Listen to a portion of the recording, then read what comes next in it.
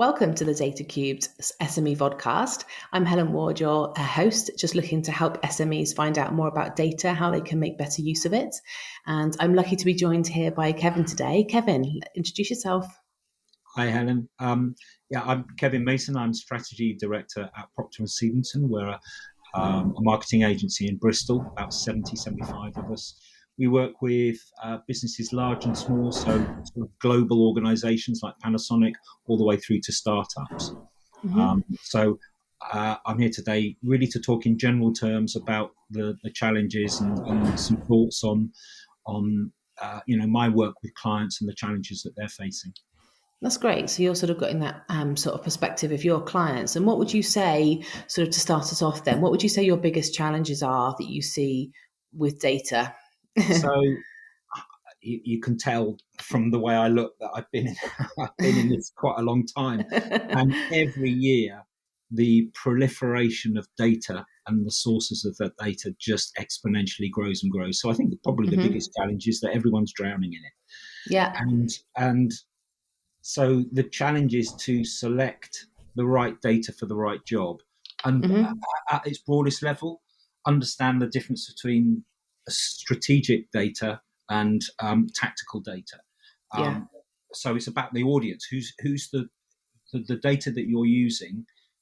Who are you reporting that to, and how are they going to use it?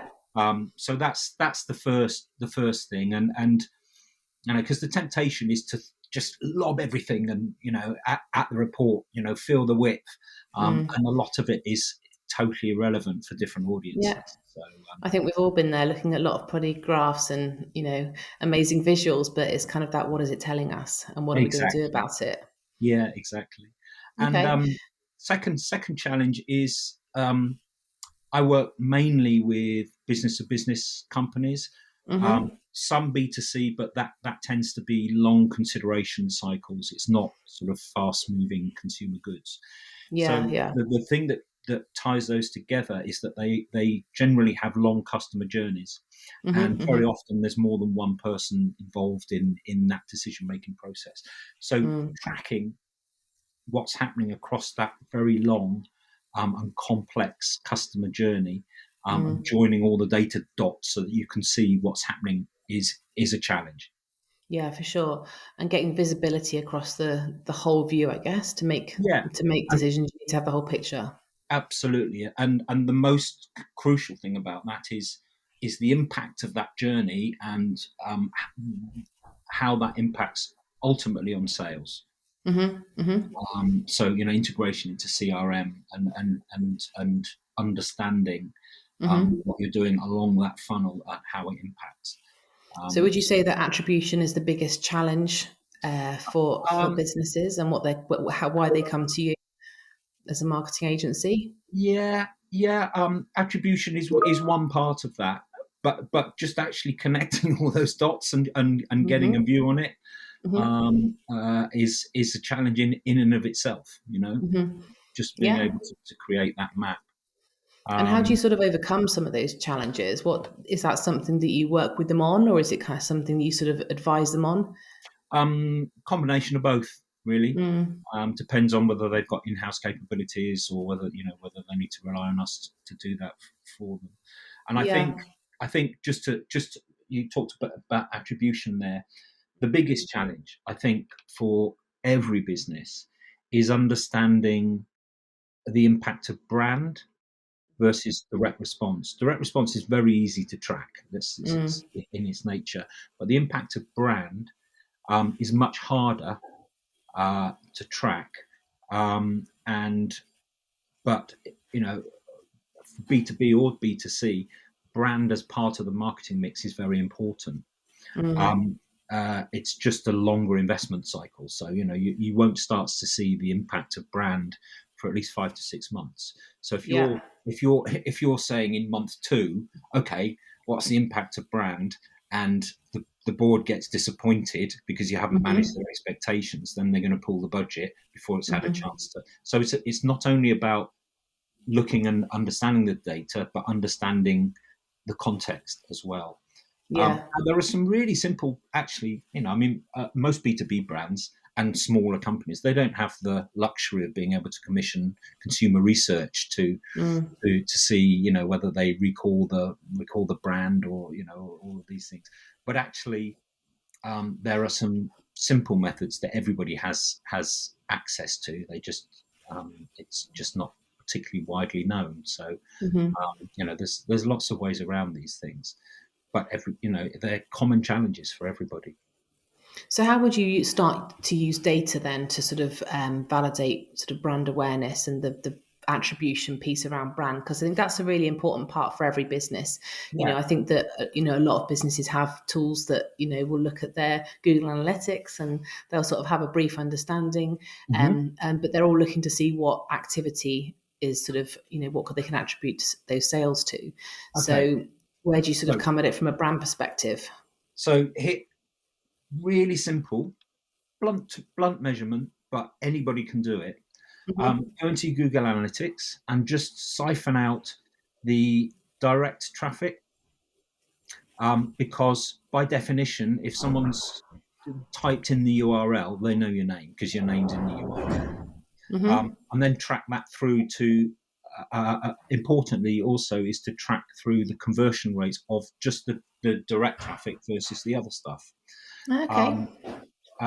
Now, we did that with one client, and they found that the brand traffic was hugely valuable because it converted twice as well as all the other sources, and the average spend on people that the source of the brand traffic was significantly higher.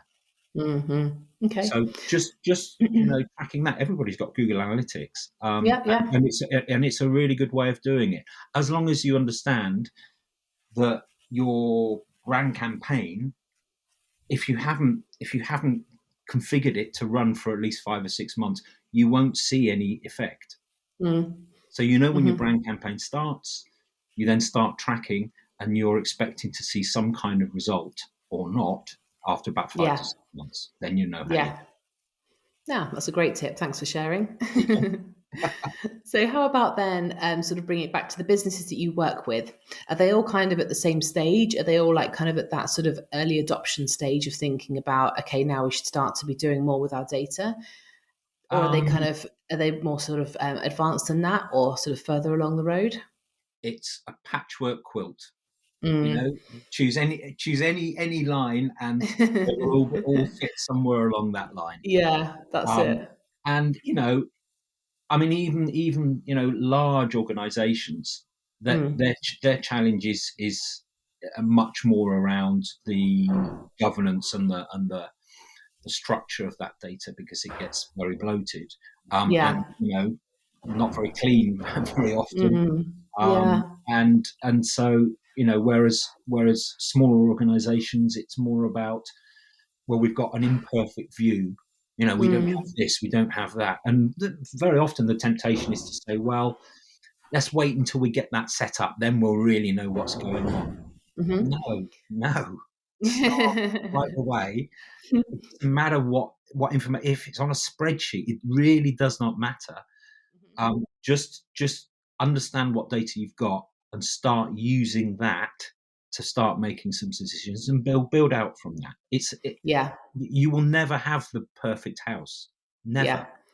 And it's even to start at the sort of the end of, well, where do you actually want to be, and then what do you need to know in order to get there? So then you need to at least start making sure you capture it, because you said about data quality, and I think that's a really big thing that puts a lot of people off. They're just not confident in the quality of their data. But if they're making a start is the most important thing. Yeah, absolutely. And the thing about this is, there's people that are into data. They need the numbers, right? For me, data is one part of understanding, but it's no less that the feedback from your sales and your field force about how people are feeling about the brand, or are they in market, all of those things, all of that anecdotal stuff, hugely important, especially if you don't have the data to measure it. You can again get get an anecdotal or a sense of how your brand's working, for example, Yeah, from that.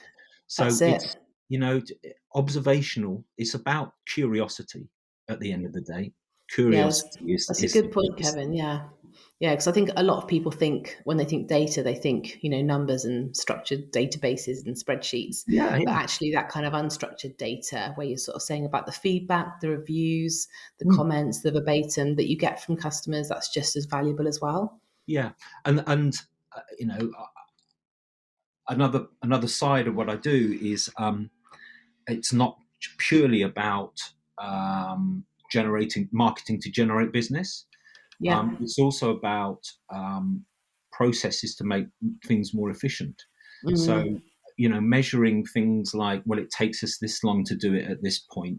Mhm. Um, if we improve this process or this technology, how how has that how's that shortened the time, and what's the dollar value of that? Yeah. So there are two sides to this. There's the bottom Mhm. line and the top line as well. Yeah, for sure. And what do you sort of find? Where do they want to sort of? Do they look to you for that guidance of where to start and where to begin? Is it kind of just a complete head scratching moment, or are they kind of saying, "No, look, we really want to do this, and we know what we're doing. We just need sort of our help from a marketing perspective"? Or are you sort of then finding that role spreading into the sort of the data ownership as well? Um, there's no one answer to that, and the reason Mm, is because it depends who we're working with and at what level. yeah. Um, so, you know, if I'm working with a board, Mm, then marketing becomes a strategic lever, and we're looking for the information that we need to make strategic decisions. yeah. If you're working with a marketing team, Mhm.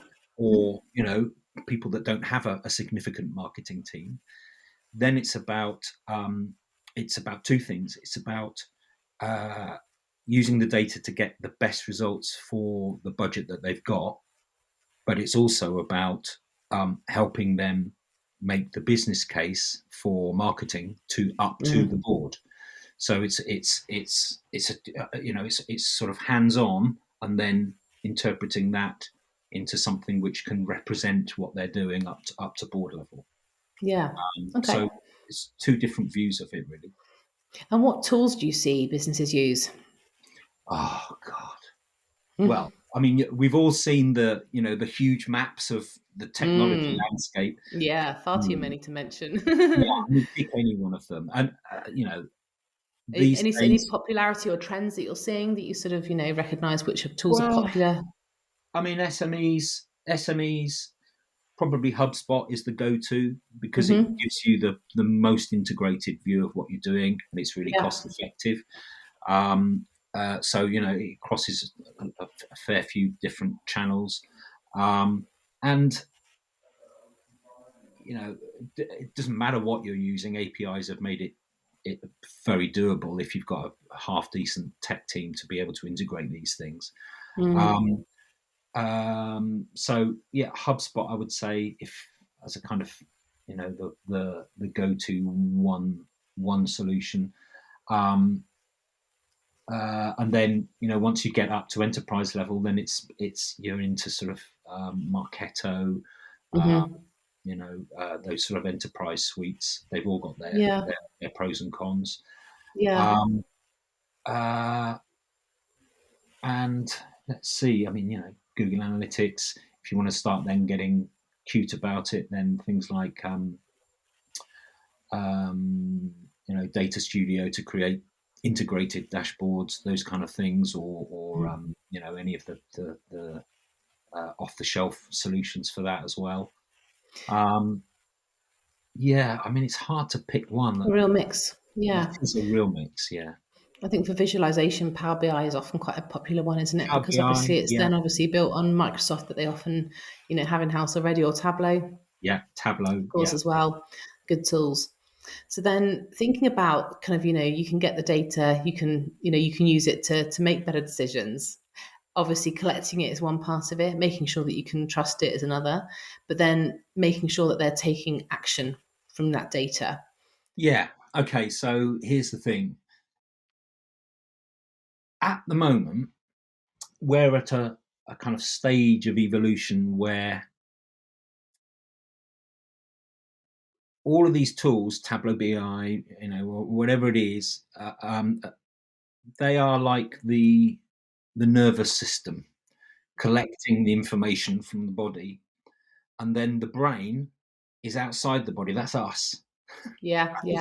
Analyzing that and then coming to decisions. So the first thing is knowing what to look at and what it means, hunting it out, and then interpreting that. So that's the process. So the first challenge is knowing what to look for and knowing where to look for it. And that sounds like a glib thing to do, but that's actually, that takes experience. And so, then interpreting that as to, if you've got, I don't know, 3 or 4 conversion points, how are they all interacting with each other? Then thinking about, okay, if we've got a low conversion point here, what's contributing to that? Then it's about knowing what to look for that might be the contributor. Is it the design of the interface? Is it the language we're using? Is it the imagery? Have we got the right people in there? Have we given them the right information? All of these things are areas to explore and then test and refine to see what impacts that data. So that's a very tactical skill. Do you think that's a gap for businesses between sort of taking the technical side of data and the sort of the experience of marketers and sort of plugging that gap between them to make sure that one's talking to the other and they're making sense of that insight? Yes. Yeah, that's the key. It's a great dashboard's a great dashboard. Okay, fine. What are you going to do with it? Yeah. How are you going to impact the business with this information? And what do you think stops them doing that? Why do you think they're not plugging that gap? All of this stuff takes effort and skill and time. Yeah. And the ability to go, right, well, there's this, and this. Of those 10 things, we've only got time to do 2 of them. Which 2 are going to have the greatest impact? Again, that takes knowledge and skill. So, and the one thing none of us have is time. None of us have time. Not making any more of that, are they? No. So I think, we'll probably come on to this a bit later, Helen, but I think I talked about an evolution. So evolutionary at the minute, we've got a body, we've got data flowing around it. And we've got sensors and analytics tools to understand what's going on. And then we've got a separate brain. I think where this is going is AI will become the system brain, and the brain will then do all of the things which we are doing now. So interpreting it and then actually instructing the system to try this, try that, optimize this. So it will become an organic system in and of itself. Definitely. So and it's an exciting thought as well. It is, yeah. And I think the role of data scientists and analytics experts and marketeers will, through that evolution, transition into taking what they know and teaching the system, the brain, the AI, what to look for, how to interpret it, what to do with that information. Okay. And have you seen any good examples of a business using data to make and save themselves more money, being truly data driven or data informed? Yeah, I mean, I would hope that we could claim that for the majority of our clients to greater or lesser extent. Yeah. And I think there's some examples where, working with boards and prioritizing and making strategic decisions, not only on the way that marketing works, but taking marketing information and using that to drive business strategy and product strategy and positioning. That's where it gets really interesting for me. That's the really interesting end of it, really. Yeah. And I think that sort of marriage of data and marketing, it kind of just gives marketing a bigger voice in the business because it's about being customer focused and Absolutely. that being the driving force. Yeah, and understanding the dynamics of the market, understanding things like how technology is impacting that market, understanding all the drivers, not just you know you know legislation, all of these things, and creating an integrated strategy around that to Yeah. understand, because all of that is affecting your market, Mm-hmm. and Mm-hmm. so they're the things that are of focus for them, and Mm-hmm.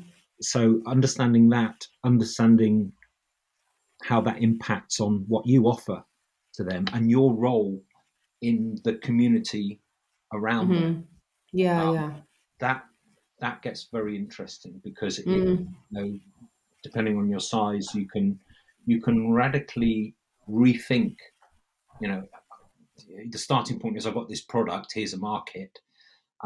To what's our relationship with this market, and how can we develop our purpose to Mm-hmm. serve that market and take that as a starting point, but then build out of it.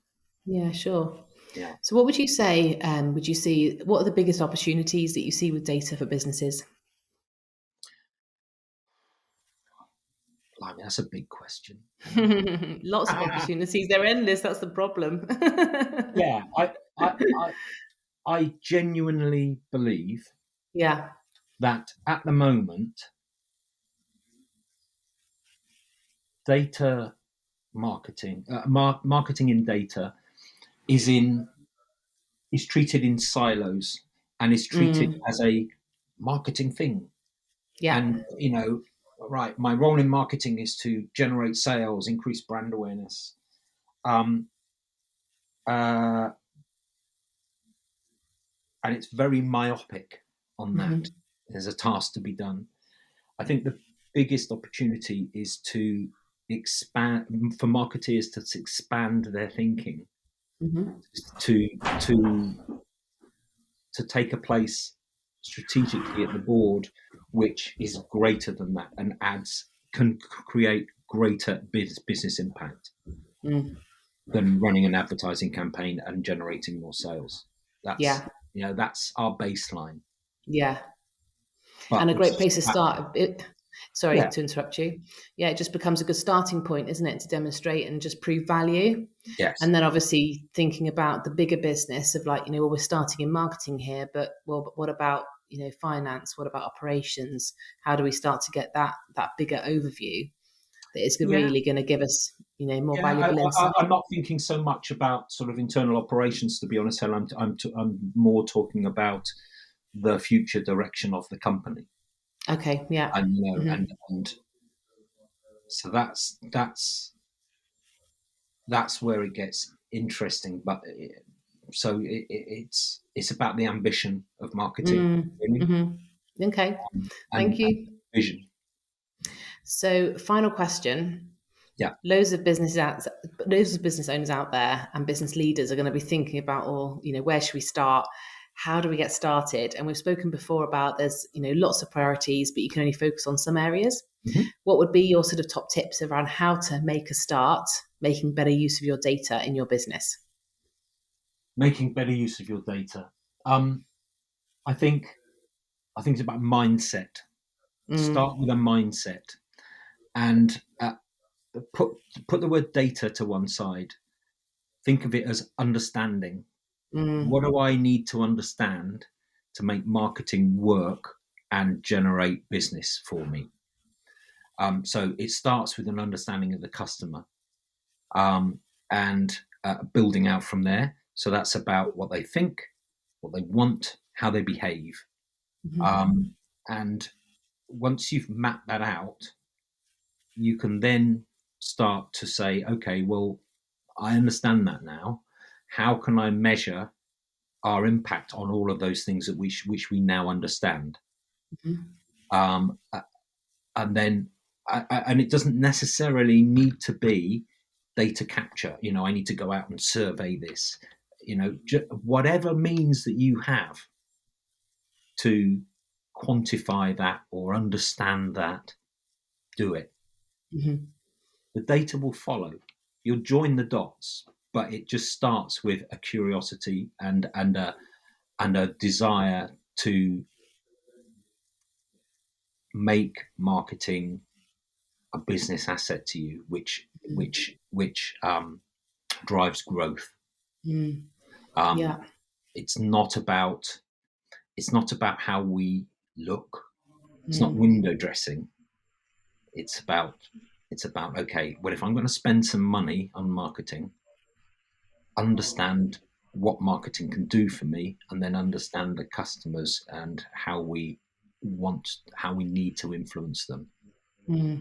Yeah, it's a really good point. And to your first sort of comment that you made around that we're just drowning in data, we say to a lot of our customers that, that today is the easiest day to sort it out because the problem is only getting bigger. Yeah. Okay, so I'll close with this. All right. Start with understanding how marketing works and what it can do, because otherwise you'd just be measuring something which isn't working. Yeah. Good and tip. You'd be surprised how many businesses, especially boards, don't understand that. So they have unrealistic expectations. Yeah, they and say, vanity metrics. I don't know, they'll say, right, well, we should do a radio ad.